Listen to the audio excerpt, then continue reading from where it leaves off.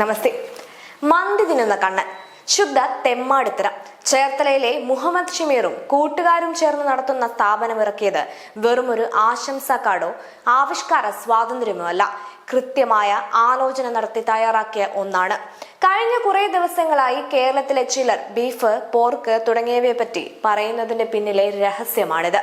അധിക്ഷേപിക്കൽ തുടരുന്നു. ഹിന്ദു ആരാധനാലയങ്ങളെയും ഹിന്ദു ആരാധനാമൂർത്തികളെയും ഇത്ര ഹീനമായി ചിത്രീകരിക്കാൻ ഇവർക്ക് ധൈര്യം കിട്ടുന്നത് എന്തുകൊണ്ടാണ്?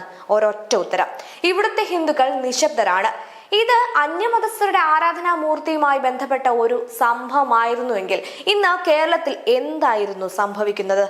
ഹിന്ദുക്കളുടെ ഏറ്റവും പുണ്യദിനത്തിൽ ഹിന്ദുക്കളുടെ ഏറ്റവും പ്രധാനപ്പെട്ട ഹൈന്ദവ മൂർത്തിയായ ഭഗവാൻ ശ്രീകൃഷ്ണനെ മന്തി തിന്നുന്ന അപഹാസ്യനാക്കിയത് കൃത്യമായ ആസൂത്രണത്തിന്റെ ഭാഗമാണ്.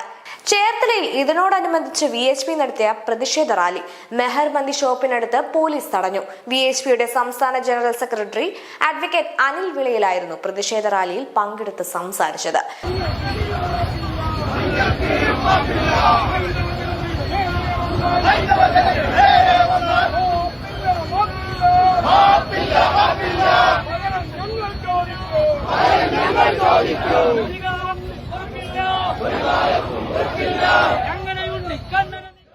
പ്രതിഷേധങ്ങൾ ശക്തമായതോടെ ചേർത്തല മെഹർ മന്തി ആൻഡ് ഗ്രിൽസ് മാപ്പ് പറഞ്ഞുകൊണ്ട് വീഡിയോയും പുറത്തുവിട്ടു. അറസ്റ്റും രേഖപ്പെടുത്തി. എല്ലാ കഥകളിലെയും പോലെ ഇവൻ മാനസിക രോഗിയായില്ല, അല്ലെങ്കിൽ കേരള പോലീസ് ആക്കിയില്ല എന്നത് വലിയൊരു അതിശയം. ഇവന്റെ വിശദീകരണം ഇങ്ങനെയാണ്: ഡിസൈനർക്ക് പറ്റിയ അബദ്ധമാണ്. പോസ്റ്റർ നിർമ്മാണം പുറത്തുള്ള ഏജൻസിയാണ് ഏൽപ്പിച്ചത്. പതിവ് രീതികൾ തന്നെ. ആദ്യം പരിഹസിക്കുക, പ്രതിഷേധം വരുമ്പോൾ മാപ്പ് പറയുക. ഹിന്ദു വിശ്വാസത്തെയും ദൈവങ്ങളെയും സംബന്ധിച്ചു വരുമ്പോൾ അവർ ആദ്യം പരീക്ഷണങ്ങൾ നടത്തുന്നു, പിന്നീട് പ്രതിഷേധമുണ്ടാകുമ്പോൾ മാത്രം വിശദീകരണം നൽകുന്നു.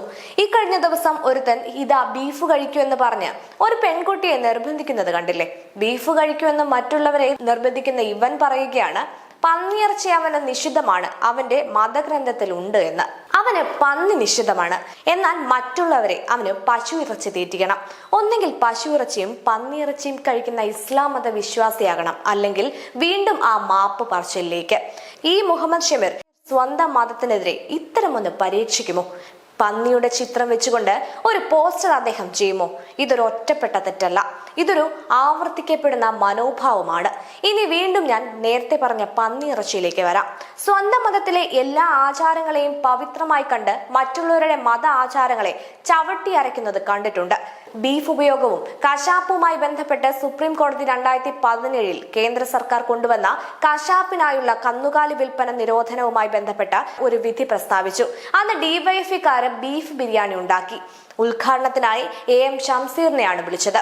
അയാൾ കേന്ദ്ര സർക്കാരിനെ കുറിച്ചും മോദിയെ കുറിച്ചും പറയുന്നു എന്ന ഭാവത്തിൽ ഹിന്ദുക്കളെ വളരെ ഭംഗിയായി ചീത്ത വിളിച്ചു. ഇത് കേട്ട മണ്ടൻ ഹിന്ദു എന്ന ജന്തു കൈയടിച്ചു. ഇനിയാണ് ട്വിസ്റ്റ്. ബിരിയാണി വിളമ്പി. AM ഷംസീർ കഴിച്ചില്ല. കാരണം എന്താണ് എന്നറിയാമോ? എനിക്ക് നോമ്പാണെന്ന് പറഞ്ഞാണ് കഴിക്കാഞ്ഞത്. അന്ന് അവിടെ കൂടിയിരുന്ന ഹിന്ദുക്കൾ ഉറക്കെ വിളിച്ചു, ഞങ്ങളിലില്ല ഹൈന്ദവ രക്തം, ഞങ്ങളിലില്ല ക്രൈസ്തവ രക്തം, ഞങ്ങളിലില്ല മുസ്ലിം രക്തം. ഇത് കേട്ട് ചെറു പുഞ്ചിരിയോടെ AM ഷംസീറും വിളിച്ചു. ജോൺ ബ്രിട്ടാസ് തുടങ്ങിയ ഉന്നത ക്രൈസ്തവ നേതാക്കൾ എല്ലാ പേരും അവരുടെ മക്കളെ പള്ളിയിൽ വെച്ച് മാമൂദിസ മുഖി കല്യാണം കഴിപ്പിക്കും. കൃത്യമായി എല്ലാ ഞായറാഴ്ചകളിലും പള്ളിയിൽ പോകും. ഇസ്ലാം മത വിശ്വാസികളായ എല്ലാ നേതാക്കളും എല്ലാ വെള്ളിയാഴ്ചകളിലും പള്ളിയിൽ നിസ്കരിക്കാൻ പോകും. കേരള നിയമസഭയിൽ വെള്ളിയാഴ്ച ഉച്ചയ്ക്ക് ശേഷം നിസ്കരിക്കാൻ മാത്രം അവധിയുണ്ട്. അപ്പോൾ നിയമസഭ പ്രവർത്തിക്കില്ല. ആ നിയമം ഉണ്ടാക്കിയത് AM ഷംസീറാണ്. പറഞ്ഞു വന്നത്, RSS BJP വിരോധം എന്ന് പറഞ്ഞ് ഇവർ ഭംഗിയായി ഹിന്ദുവിന്റെ ആചാരാനുഷ്ഠാനങ്ങളെ നശിപ്പിക്കാനും മതം മാറ്റാനും ശ്രമിക്കുന്നുണ്ട്. TCSലെ മതം മാറ്റം കേരള സ്റ്റോറിയുടെ വെറും ഒരു പതിപ്പാണ്. ആരെങ്കിലും പറയുന്നുണ്ടോ? മതേതരത്വം എന്നാൽ എല്ലായ്പ്പോഴും ഹിന്ദുവിനെ ഇകഴ്ത്തി സംസാരിക്കുക, അവന്റെ ആചാരങ്ങളെ ഇകഴ്ത്തുക എന്നതാണോ? ഇത് ഒന്നിലും രണ്ടിലും ഒന്നും ഒതുങ്ങുന്നില്ല. 2 ദിവസം മുൻപ് ഒരു ചേർത്തലക്കാരന്റെ കടയിൽ മാത്രമാണ് ഭഗവാൻ ശ്രീകൃഷ്ണന് കോഴിയിറച്ചി കൊടുത്തതെന്നും നാം കരുതിയെങ്കിൽ നമുക്ക് തെറ്റി. ചിന്തിക്കുക. ഇതൊരു ഒറ്റപ്പെട്ട തെറ്റല്ല, ഇതൊരു ആവർത്തിക്കപ്പെടുന്ന മനോഭാവമാണ്.